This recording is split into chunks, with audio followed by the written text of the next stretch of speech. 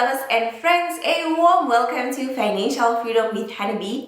My name is Malanda Hanave, and on today's episode, we're going to look at assets. And the reason we are looking at assets is because we are talking about investment, and I realize that this video is very important so that we can understand that all investments are assets, but not all assets are investment, right? So there's a lot of people that have assets, but those assets doesn't necessarily mean you have an investment, right? So I'm giving you this background information so that you can understand, or you can properly navigate through your own investment journey, right? Please note that anything that I say in my channel doesn't constitute financial advice. If you are looking for the services of a financial advisor, please be in contact with a registered qualified financial advisor. In this channel, I'm taking you guys through my own personal journey to financial freedom, and I would like for you to join me by subscribing, liking, and also sharing this information with your friends, by sharing this video with your friends, so that you can help me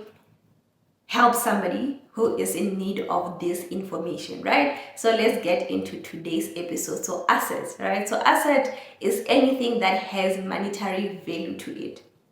So asset is anything that you can exchange it for money. This can be skills, this can be your car, this can be your house. So anything that has monetary value. Even I've got a calculator today, because if I talk about numbers, I would like to calculate, because when I calculate in my head, sometimes the numbers, they don't make sense. But yeah, so anything that you can exchange for monetary value, or you can exchange for money, that is an asset. So there's two types of asset. There's a appreciating asset and a depreciating asset. So an appreciating asset is anything that goes, if you buy it today, the value goes high, or it grows, or it increases over time. So for instance, if you've got a house and you bought it for 200,000 today, after 5 years that house is maybe 250. That is an example of an appreciating asset. Over time, as you have it, it grows in, it increases in price. So that's an appreciating asset. And then there's a depreciating asset. So this asset loses value over time. So the longer you hold into that asset,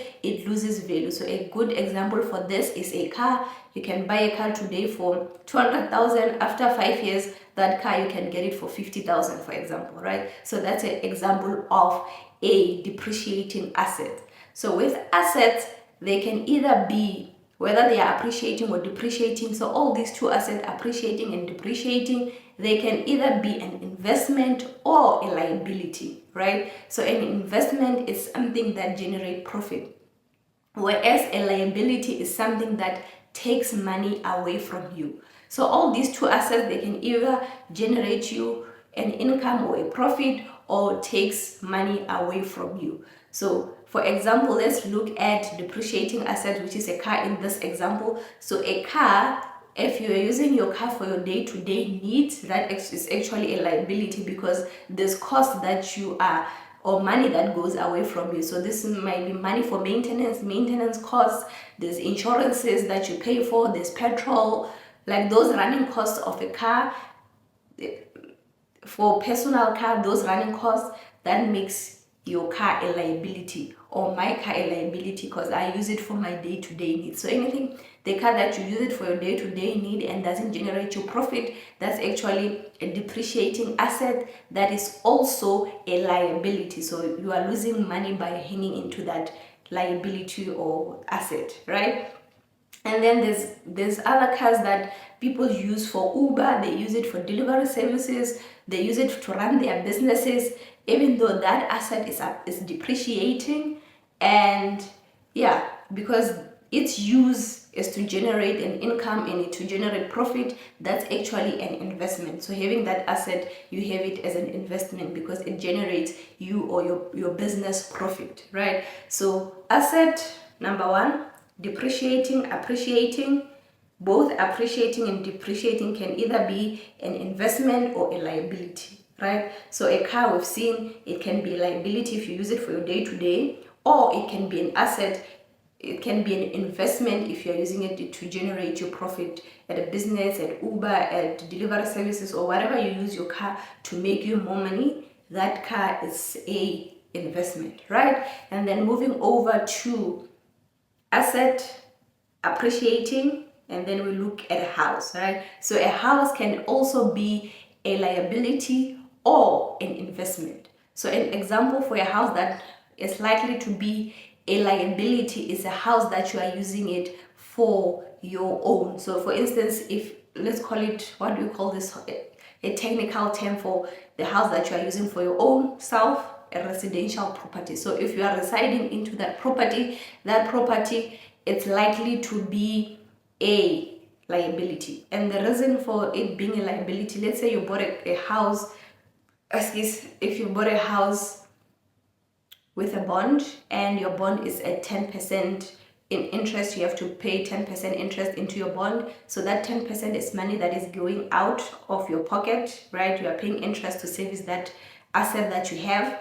So you've got interest and then you've got maintenance cost. Let's say that your maintenance cost is 2% of your total property, of your property worth, or your total asset worth. So let's say it's 2% is for maintenance or the running cost of the property. So the running cost, we are looking at the maintenance cost, we are looking at rates and taxes, we are looking at levies. So let's say all those three things, they make 2% that you also need to pay every annum for your property. So this is 12%. So if your house is appreciating by 7%, for example, so there's 12% that is going out and then there's 7% that is going in. So it's 12 minus 7. So still there's 5% that is still going out. So that 5% that is going out, that makes your property a liability, right?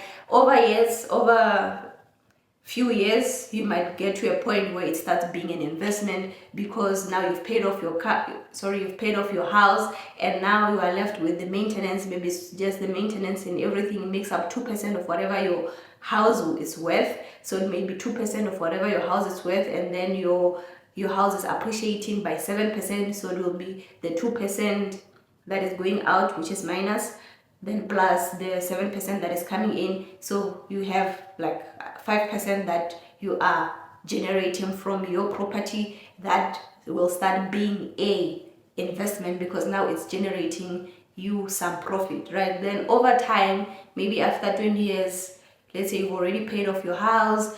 Now let's say you paid off your house and maybe you spend your house, whatever money that you spent towards buying your house, it was like 2 million, including those interests that you've paid. Let's say it was 2 million, and then you sell your house for maybe 2.6 million. So that's 600,000. Then that is the profit. Then your house was actually a investment. But at the beginning of you buying a house, if it's not making you any profit, it's basically a liability, right? And then there's houses that you buy for letting other people to rent, to basically pay off your mortgage quicker, or it can also assist you in paying the other costs that you incur, like the maintenance costs, some of your bond repayments. If you are using that property for rental, and this rental is an income that is coming in that is assisting you to pay off this house quicker, then that house may be a investment, or it can be an investment. It can start being an investment quicker, right? So in retrospect, we're saying residential property, it takes so much time for it to start being an investment. So it starts by being a liability, and then after you've paid off the house and you've returned all the money that you've basically taken out towards the maintaining of this house, and then you're starting to make the profit, then that's when it becomes an investment. So it doesn't become an investment instantly just because I bought a house, now I've invested in the house. So you have an asset, yes, but that asset may be a liability or an investment. So I hope I have clarified what is an investment, what is a liability, what is a appreciating asset, what is a depreciating asset, and all of them, they fall under the umbrella of assets. So assets can be appreciating or depreciating. They are gaining value, appreciating, they are losing value, depreciating. But all these assets can either be an investment or a liability, right? So it's very important to understand that, so that when we go forward and we talk about investments, then we know we want things that will give us profit, not things that will take money away from us. So yeah, we're still gonna have a video about a house as an investment, what to look out for, the costs that are involved, and everything else that you need to do. So here I just wanted you guys to see that you need to have assets to be an investor. So all investments are assets, but not all assets are investment, right? So yeah, love you lots. I will see you guys on the next video, and happy investing.